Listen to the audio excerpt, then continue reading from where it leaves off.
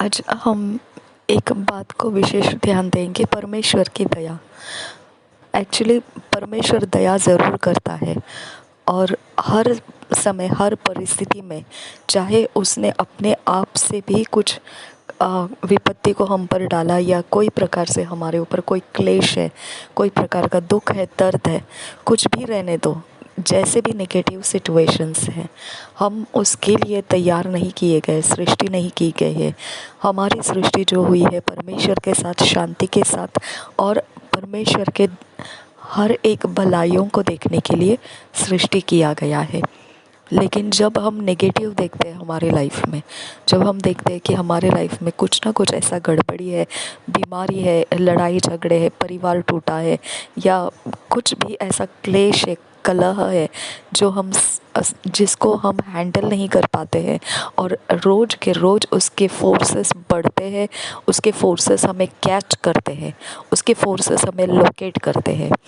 Okay, रोज़ के रोज़ हम उसके दबाव के नीचे रहते हैं। कभी हमको थोड़ा समय अगर आसान लगने लगा तो दोबारा हमको अगले पल वो याद डराती है कि अगले पल में अगर फिर वैसा ही हुआ तो इसका मतलब हमारा अगले पल में वो दोबारा घटेगा ऐसा कुछ। तो जो क्लेश है, जो कलह है, ये हमारे आवाज़ में मिला हुआ एक ऐसा आवाज़ अब नया से शुरू हो जाता है। और ऐसा समय रहता है कि मनुष्य अपने शरीर और आत्मा और प्राण के अनुसार जब सोचता है तो उसके लिए ये असंभव लगता है, क्योंकि वो पार नहीं कर पाया होता है कुछ परिस्थितियों को। इसके लिए वो डर को अपने अंदर ले लेता है, इसके लिए वो दोष भावना को अपने अंदर लेता है, नफ़रत को, प्रेम के विरोध चलना, जो कोई भलाई है उसके विरोध चलना, यानी दुष्टाई करना। ओके, तो ये सब कुछ इसीलिए शुरू हो जाता है क्योंकि हम कुछ समय को पार नहीं कर पाए, जिसका जवाब हमारे पास नहीं था।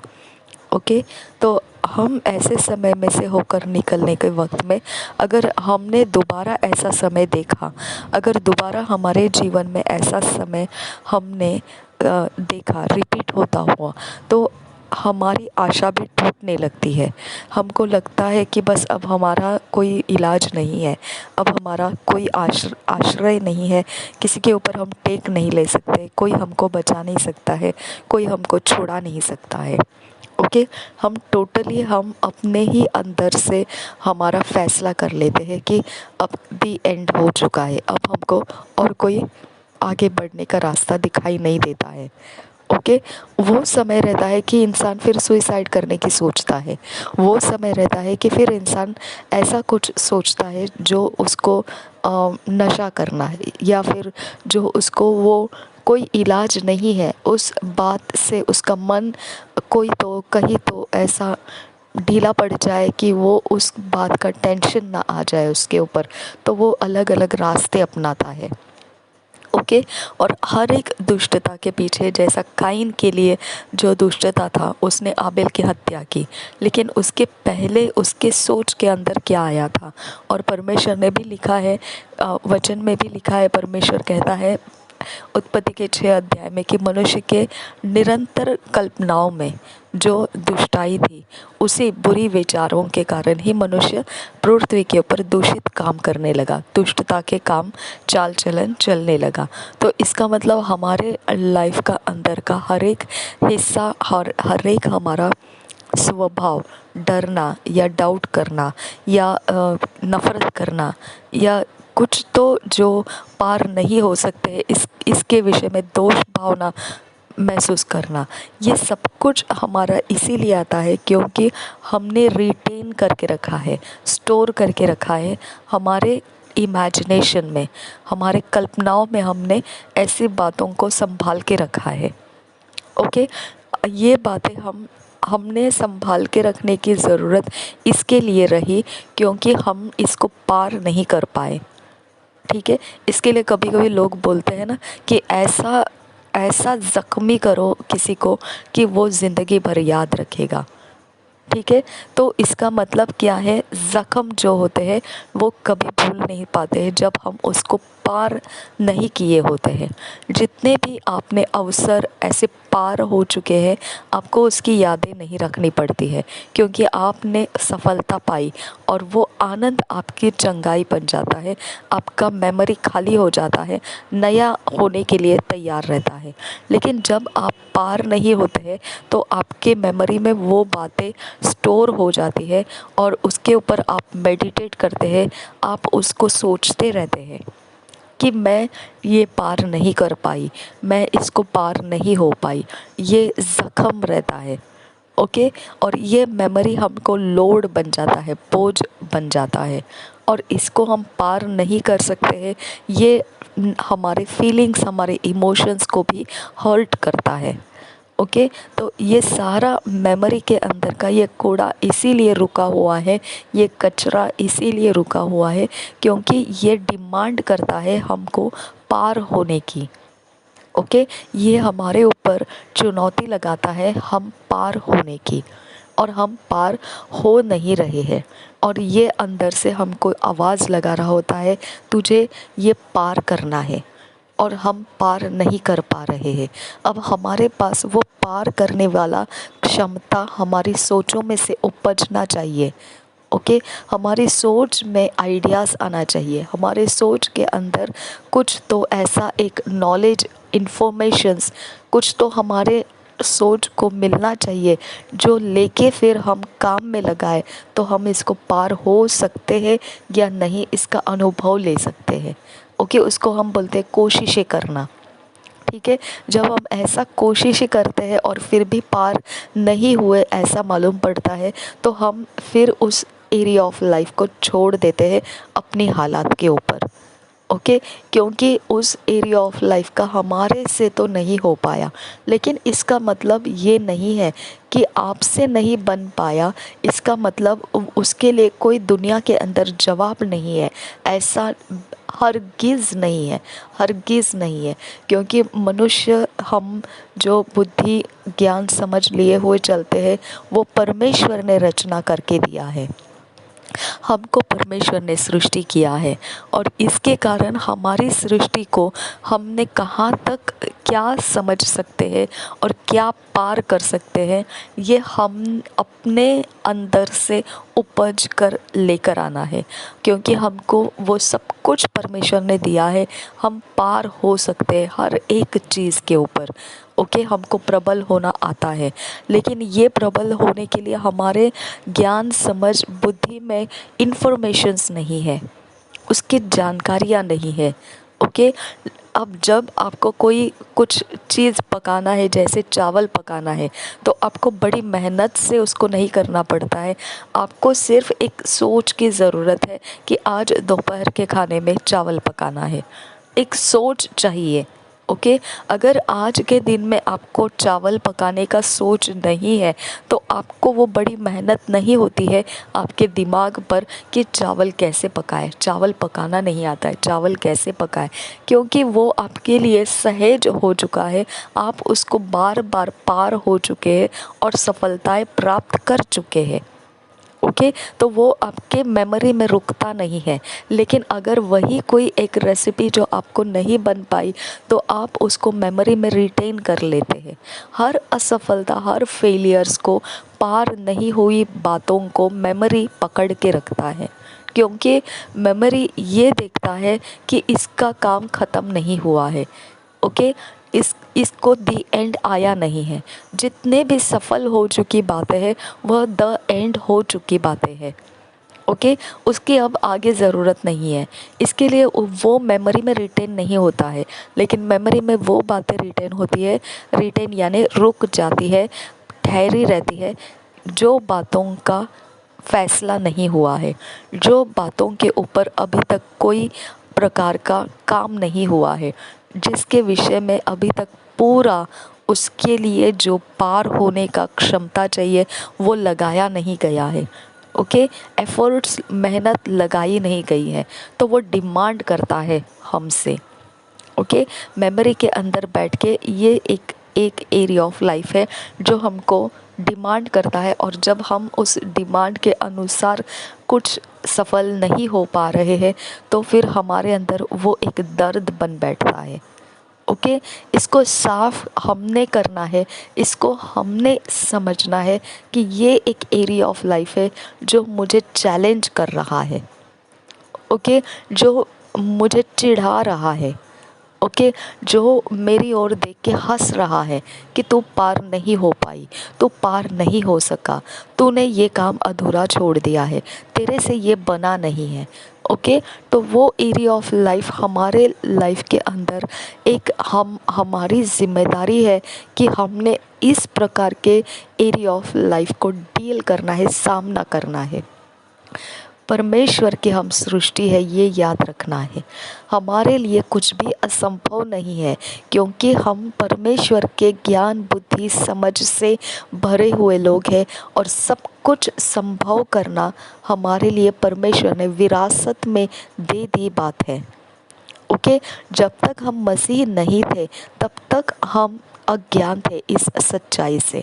अब मसीह में आने के बाद में भी अगर ऐसे मेमोरीज़ को हमने रुकने दिया हमारे माइंड में, तो हम मूर्खता करते हैं।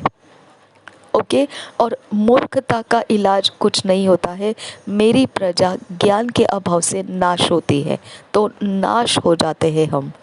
ओके, तो वो शेख चिल्ली की तरह होता है, हम उसी डाली पर बैठ जाते हैं जिसको हमें तोड़ना है। ओके, लेकिन हम खुद गिरेंगे, एक बड़ा नुकसान हमारा खुद का होगा, तो मेहनत का क्या फ़ायदा हुआ, वैसा हो जाता है। ओके, तो इसके लिए हम मेहनत ज़रूर करना है।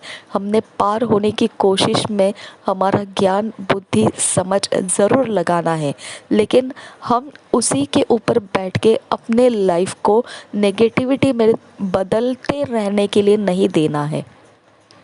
ओके, आप वही सोचों के ऊपर बैठ के आप नेगेटिविटी की बोल भाषा करते बैठेंगे कि मैंने ये सहा, मैंने वो सहा, मेरे साथ ये हुआ, मेरे साथ वो हुआ।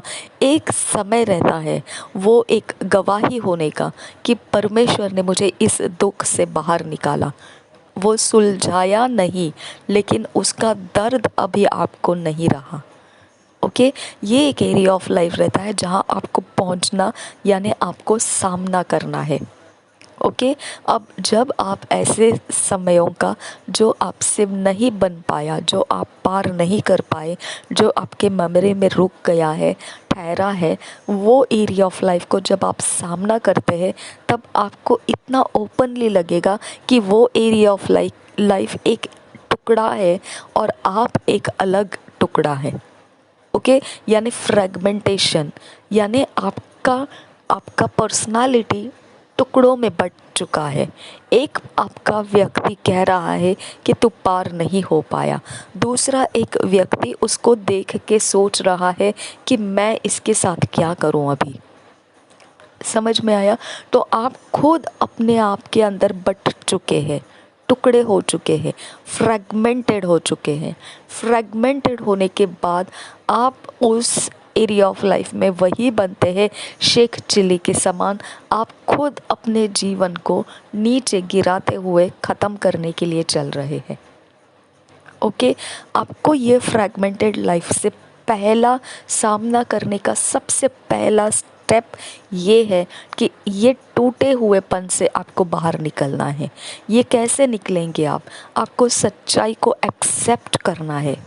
अगर मैंने आपको बोला कि ये रेड कलर है, तो आप देख नहीं रहे हैं कहीं पर भी, लेकिन मेरी आवाज़ को आप सुने, ये रेड कलर है, तो आपके इमेजिनेशन में, कल्पनाओं में आप आराम से उसको समझ सकते हैं ये रेड कलर का मतलब क्या है।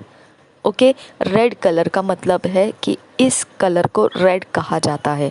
तो आपको मेहनत नहीं पड़ती है उस कलर को अपने कल्पनाओं में देखने के लिए, क्योंकि आप देख चुके हो रेड कलर क्या होता है। ओके, अगर मैं कहूँ ये वाइट कलर है, मैंने तो आपको कोई चीज़ दिखाई नहीं। ओके, लेकिन फिर भी आप अपने कल्पनाओं में वाइट कलर को देख सकते हैं। जब मैं आवाज़ के साथ सिर्फ बोल रही हूँ, आप उसको इमेज में देखते हैं, पिक्चर में आप अपने सोच में, अपने कल्पनाओं में देख सकते हैं। वही एरिया है जो परमेश्वर ने उत्पत्ति के 6 अध्याय में कहा कि मनुष्य लगातार उस एरिया में जो करता है वही उसके चाल चलन में उतर कर आता है।